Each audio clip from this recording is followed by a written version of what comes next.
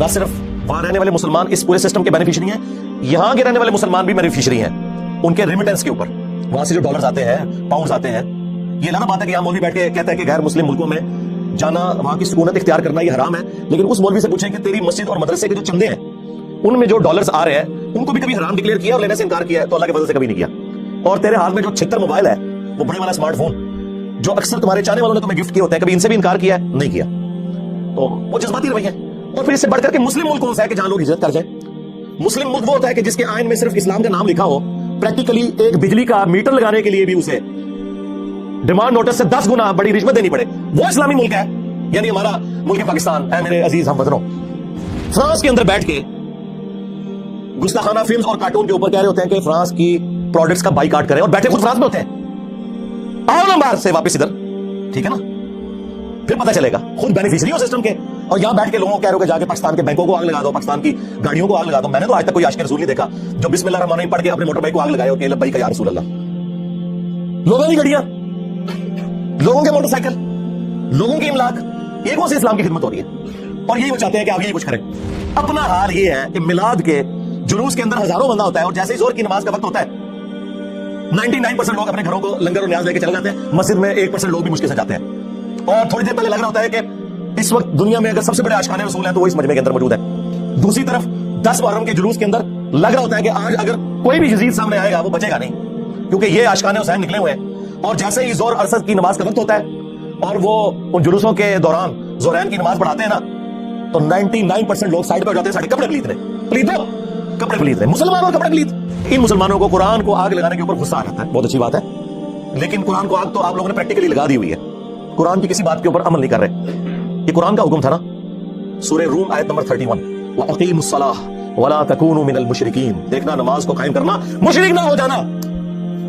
قرآن کو آگ تو مسلمانوں نے لگائی ہوئی ہے. قرآن چیخ چیخ کے کہہ رہے ہیں کہ جو نماز نہیں پڑھتا وہ پاکستان کے شناختی کارڈ میں مسلمان ہے, اللہ کے ہاں وہ مسلمان نہیں ہے.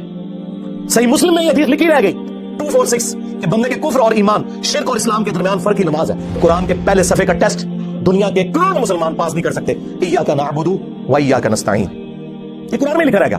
ماشاءاللہ فجر کی نماز میں یہ پڑھ کے نکلتا ہے, اور مسجد کے ساتھ جو دربار ہے ریگولرلی حاضری دے کے اس بابے سے بھی مانگ کے گھر آتا ہے کہ کیا نماز تو پڑھی, تو مسلمان ہے. تیری ہر نماز کی ہر رکعت میں تو یہ نہ پڑھے تیری نماز ہی نہیں ہوتی. ایاک نعبد و ایاک نستعین, اللہ عبادت بھی تیری کریں گے, دعا بھی تجھی سے مانگیں گے, مدد بھی تجھی سے مانگیں گے.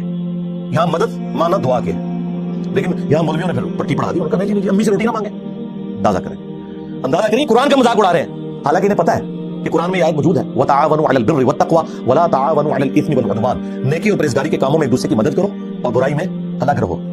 قرآن نے بتایا ہے کہ اللہ نے دنیا کو اسباب کے ساتھ جوڑا ہوا ہے. یہاں ایاک نستعین میں دعا کے اعتبار سے بتایا جا رہا تھا کہ غیر اللہ سے نہیں کرنی, ظاہری اسباب کا تو قرآن میں حکم ہے. قرآن کے ملینز آف کاپیز دنیا میں موجود ہیں, ملینز آف حافظ قرآن ہے. قرآن کو کوئی آگ نہیں لگا سکتا, دنیا سے ختم نہیں کر سکتا. اصل جو چور چھپا ہوا ہے وہ تیرے اندر چھپا ہوا ہے, جو یہ علماء ہے شیاطین, جنات اور انسانوں میں سے شیاطین, جو تمہیں یہ کہہ رہے قرآن کی ڈائریکٹ پڑھنا گمراہ ہو جاؤ گے, اور تم کہتے ہو مفتی صاحب نے فرما دیا. سبحان اللہ. امام مالک فرماتے تھے پھر امت زندہ کیوں ہے, پھر مر جائے ساری, پھر مر جائے ساری. پوری عالم اسلام اس وقت یا تو مر جائے, یا تو مر جائے سارا عالم اسلام, یا پھر حضور کی عزت پر پیرا دے. بس دو باتوں میں سے ایک بات ہے, بس یا سارا اکٹھا ہو کے مر جائے یا پھر فرانس کو جواب دے. میں نے کہا تھا بابا جی رک جاؤ, صبر کرو, تو آج ہوتے کوئی اور شاید اللہ نے چھاڑ دیتی ہے. امت باہر ہی مرے, پہلے تیرے بابے کیوں نہیں مر جاندے بابیا, جنہاں دی ڈیوٹیاں سن غوث قطب ابدال, انہوں نے اپنے نبی کا کلمہ نہیں پڑھا, وہ کدھر مر گئے. جو کل تک اپنے مریدوں کو یوں دیکھ کے تو جلا کے راکھ کر دیتے تھے, آج اتنے بغیرت ہو گئے کہ وہ یوٹیوب سے ویڈیوز نہیں ڈیلیٹ کر سکتے. لے جاؤ اپنے بابے, تو کسی کام نہیں نکلے. پہلے وہ مرن نا, امت تو بیچاری کچھ کر نہیں سکتی, بابوں کے پاس تو اتنے رائٹس ہیں. وہ بابا لبو جی ڈیوٹی ہے اتنے, جتنے آرٹسٹ پہ ہیں اتنے جس گوشت کی ڈیوٹی ہے انہوں لبو اتنا, اس سے میں 295 سیل آواں گا. امت مر جائے, تیرے بابے نہ مر جائے, امت مر جائے. امت نے تسی مس گائیڈ کیتا ہے, شرک میں ڈبو دیا. وہ جی لاہور 1000 سال تو بابا بیٹھے ہے تے پال رہا لوگ, وہ چھڑ دے, آج چندے بند کر دینا گورنمنٹ, کتے پھین کے دربار ہوتے پڑے, صفائی کرنے والا کوئی نہیں ہوگا, بند کرو چندے.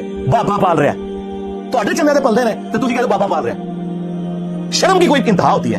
یہ لوگ بات کرتے ہیں کہ قرآن جل گیا تو پورے ملک کے اندر ہنگامے کھڑے کیے ہوئے. قرآن تم لوگوں نے جلایا شرک پھیلا کے. وہ تو بیچارے شروع سے بابوں کے مخالف ہیں, میں بابا نہیں بہت سارے ہیں, تو پہلے بابیاں دا مخالف شیطان ہویا سی, وہ شیطان دے آپ بچیاں تو بھی بابے دا ہی مخالف ہے. نکے نکے ٹوٹے چلا کے آپ دیکھو مجھے کیا کہتے ہیں. میں نے کہا ابتدا عشق ہے ہوتا ہے کیا, آگے آگے دیکھ تیرے ساتھ ہوتا ہے کیا. میں کہا جڑا بڑے بابے دا منکر جدو شیطان جڑے اج کل تے ساڈے بابیاں دا منکر او کون ہے. اس واسطے یہ جو چورن بیچ رہے ہیں اس کا نہیں بکے گا. وہ جی مجھے دین سمجھ آیا ہے. میں کہا بیٹھا برف والے کارخانے کے بوت باہر نکل ہے. نبی پاک نے تاج پتھر کھاتے ماما تو باہر گیا ہمارے بولتے نہیں نکلتا. تیرے پیو نے پتھر کھانے میں اور تیرے کو چنگا کے بابا کھانے مریض بھی سینا. کمال والی بات ہے جناب. ایسے ہی بک بکانا شروع کیا باہر نکل بہت کمال ہے. تو اسلام کا کام نہیں کرنا صحیح دین بھلا پھر چند لوگ آوارہ ذہن کی ان کی تسکین کا سبب ہو. اور تیرے تو پہلوں بھی ایک ذکر نہ لائق آیا سی جسائیاں انہوں مکا چھڑیا تیرے نہ تو بھی نہیں. کمال والی گل ہے. تو اب تو کرے گا کی اوے ابا لبیا کرو جڑے دن تے لب جانا تینوں مسئلہ حل ہو جانا. تینوں ابا ہی نہیں لبن ڈے. ابا منہ لبے ہے تو نالی نہیں نکلا. تو نے اپنا ابا چھوڑ دیا. تمہارا ابا تو وہ تھا جسے قرآن میں تمہارا ابا ڈکلیئر کیا گیا تھا النبی اولا بالمؤمنین من انفسهم وازواجه امهاتهم. کسی نے بغداد میں اپنا ابا بنا لیا, کسی نے اجمیر میں بنا لیا, کسی نے دیوبند میں بنا لیا, کسی نے بریلی میں بنا لیا. ابے تو تم لوگوں نے بدلے ہیں. ابا تو ایک تھا. اور تمہارے تو ایک ایک فرقے میں کتنے کتنے ابے ہیں. سنیوں میں 5 بڑے ابے بنا دیے تم نے, حنفی, شافعی, مالکی, حنبلی اور غیر مقلد کے نام کے اوپر. شیعہ میں کتنے ابے بنا دیے, زیدیہ, اثنا عشریہ, اسماعیلیہ. پھر سنیوں کے حنفیوں کے اندر کتنے ابے بنا دیے, بریلویہ, دیوبندیہ, حیاتیہ, مماتیہ. ابے تو تھوڑے نہیں پہ اتنے ابے نے تھوڑے کے گنے نہیں جانے. ابا ہی کسی ابا لب لے آیا سی.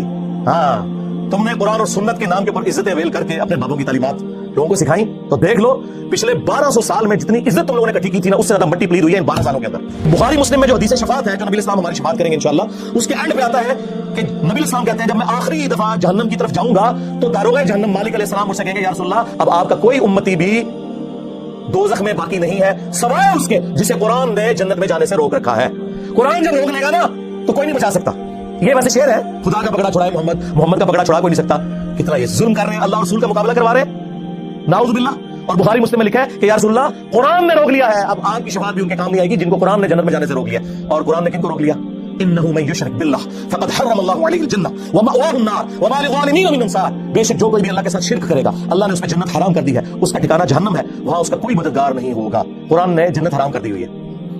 حتیٰ کہ بخاری اور مسلم دونوں میں حدیث ہے اللہ نے ہر نبی کو ایک مقبول دعا دی تھی جو اس نے دنیا ہی میں کر لی, لیکن میں نے اپنی دعا چھپا کے رکھی ہے قیامت کے دن کے لیے, اور میری اس دعا سے میرے ہر امتی کو نفع پہنچے گا سوائے اس شخص کے کہ جس نے دنیا میں اللہ کے ساتھ کسی قسم کا شرک کیا. شرک is the most sensitive issue in the sight of اللہ. میں نے یہ موقع غنیمت جانا کہ میں مسلمانوں کے دماغ کے اوپر سٹرائک کروں کہ خدا کے لیے قرآن کو جو آگ لگی اس پہ جو آپ سیکھ پا رہے ہیں سب سے بڑے تو دشمن آپ لوگ ہیں جو جزدان میں قرآن کو لپیٹ کے, اور دیکھیں جو مہنگے والے قرآن ہوتے ہیں ترجمے والے ان کے اوپر لاب بھی چڑھا ہوتا ہے تاکہ تصور سے کہ میں اس کو اتنی دفعہ یوں کروں گا کھولے نہ ادھر ہی پڑھا رہے. بلکہ میں نے تو ریکویسٹ کی ہے کہ پاکستان کے آئین میں جہاں یہ چیز شامل ہے کہ پاکستان میں قرآن غلطیوں سے پاک پرنٹ کیا جائے گا, یہ بہت بڑا جرم ہے. اس لیے قرآن کے اینڈ پہ لکھا ہوتا ہے کہ اگر کوئی غلطی دیکھے تو واپس بھیجیں, ہم آپ کو نیا نسخہ دیں گے. پاکستان کے آئین میں یہ چیز بھی داخل کی جائے کہ بغیر ترجمے کے قرآن چھاپنا حرام ہو. یعنی پاکستان کے قانون میں, وہ شرعی طور پہ حرام نہیں لفظ استعمال کر رہے, چلے جرم کہنے اس میں. بھائی پاکستان میں کیا تک بنتا ہے جہاں 99.99% لوگ عربی نہیں جانتے, وہاں عربی والا قرآن صرف پرنٹ کرنا کتنا بڑا ظلم ہے.